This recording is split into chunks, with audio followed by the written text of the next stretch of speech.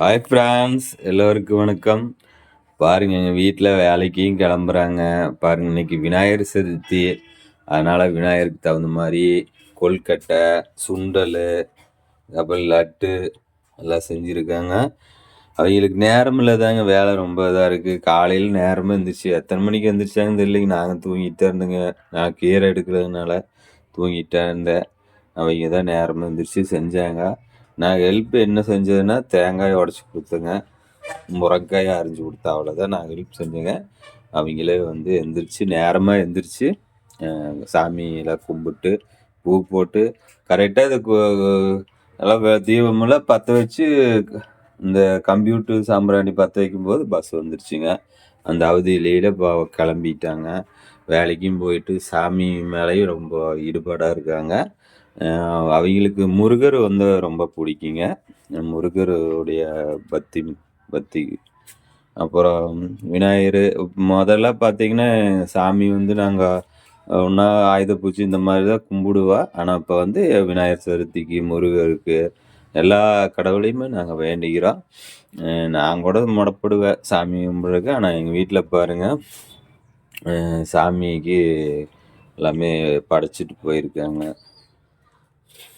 அவங்க கிளம்பிட்டாங்க.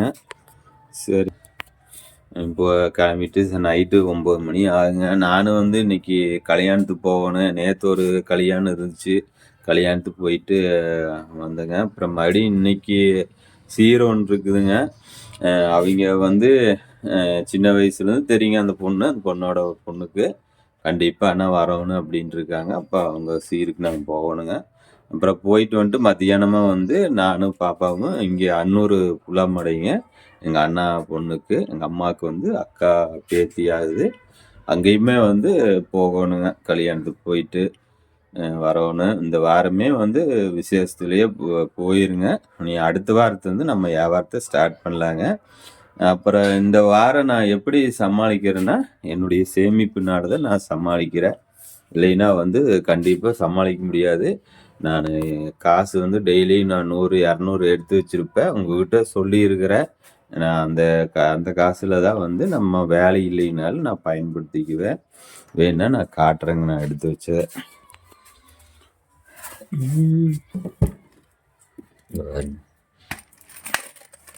தெரியுதுங்க, அது ஃபுல்லாக 10 ரூபா காசு.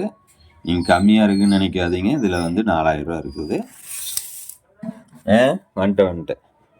இது பாருங்க, 10 ரூபா, 50 ரூபா இதுவுமே எடுத்து வச்சது தான். இதுலேயுமே 2000 ரூபா இருக்குங்க. அந்த காசில் தான் நான் வந்து இது பண்ணுறேன். அதனால தான் வந்து நம்ம வேலை இல்லைனாலும் நம்ம வந்து நம்மளுக்கு வந்து கஸ்டமராக நான் பார்த்துக்கிறேன். எப்பவுமே சேமிப்பு இருக்கணுங்க. அப்புறம் மொபைலில் வந்து பேடிஎம்மில் டெய்லி 100, அப்புறம் ஃபோன்பேவில் டெய்லி 40 நம்ம சேர்த்து வச்சுட்டு வரேங்க. எப்படியும் அதுவே இப்போ வந்து 5000 ரூபாய்க்கு பக்கமாக இருக்குது. அதனால் அது வந்து நான் எடுக்கவே மாட்டேன். அது வந்து இருக்கட்டுங்க. பாப்பாக்காக, சின்ன பாப்பாக்காக அந்த பணம் நான் சேவிங் பண்ணிகிட்டு இருக்கேங்க. அப்போ மட்டும்தான் எடுப்பேன். அது வரைக்கும் அந்த பணம் சேவிங் ஆகிட்டுருக்கு. அந்த பணம் வந்து எப்போ வேணாலும் நம்ம எடுத்துக்கலாம். சேல்ஸுன்னு கொடுத்தா நம்ம பணம் நம்ம அக்கௌண்ட்டுக்கு வந்துடுங்க. அதனால் அந்த பணம் நான் எடுக்க மாட்டேன். எல்லாம் வந்து இன்றைக்கி விநாயகர் சதுர்த்தி. விநாயகரை கும்பிட்டீங்களா? விநாயகர் கோயிலுக்கு போனீங்களா? பிள்ளையார்பட்டி போனால் ரொம்ப நல்லதுங்க, சிறப்புங்க. ரொம்ப இதுங்க பிள்ளையார்பட்டி. நான் ஒரு டைம் போயிருக்கிறேன், டூர் போகும்போது பிள்ளையார்பட்டி போயிருக்கிறேன். கடவுளுடைய பக்தி இருந்தால் மட்டும்தான் நம்ம வாழ்க்கையில் வந்து நல்லா வாழ முடியுங்க. இறைவனுடைய அனுகிரகம் இல்லைன்னா நம்ம வந்து வாழ்க்கையில் துன்பங்களை தான் அனுபவிப்போம். இறைவனுடைய அருள் இருந்தால் தான் கண்டிப்பாக நம்ம நல்லா இருப்போம். நான் எங்கள் வீட்டில் சொல்லுவேன், முருகரை வந்து விரதம் இருப்பேன், எல்லாம் பண்ணுவேன். நான் பேசுவேன், என் பிள்ளை உடம்பு வருத்திட்டு மனசை வருத்திட்டு உடம்பு இது பண்ணிட்டு இருக்க, முருகர் அப்படி சொல்லலையும்பா. ஆனால் செய்வாங்க. விரதம் இருந்து முருகருக்கு இது முருகரை கும்பிடுவாங்க பக்தியாக இருந்து. நான் சொல்லுவேன். ஆனால் முருகருடைய அருள் இருந்ததுனால தான் எனக்கு வர கஷ்டங்கள், துன்பங்கள் எல்லாத்தையுமே முருகர் வந்து பார்த்துக்கிறாரு. நான் ஒவ்வொரு டைமும் நான் வருத்தப்பட்டு கஷ்டப்பட்டு இருப்பேன். அது இருந்தாலும் அது 1 நாள் 2 நாள் தான் இருக்குது. அதுக்கப்புறம் அந்த கஷ்டம் என்னன்னே எனக்கு தெரியாத முருகர் பண்ணியிருக்கிறாரு. அவங்க இறைவனை வழிபடும்போது தான் நான் நல்லா இருக்கிறேன். அதுதான் உண்மைங்க. உண்மையில் யார் ஒருத்தர் கடவுளை நம்புறீங்களோ, கடவுளுடைய பக்தி இருக்கோ, அவங்க வாழ்க்கையில் நல்லா இருப்பீங்க. இது என்னுடைய கருத்து. உங்களுக்கு ஏதாவது இருந்தா நீங்க வந்து சொல்லலாம்.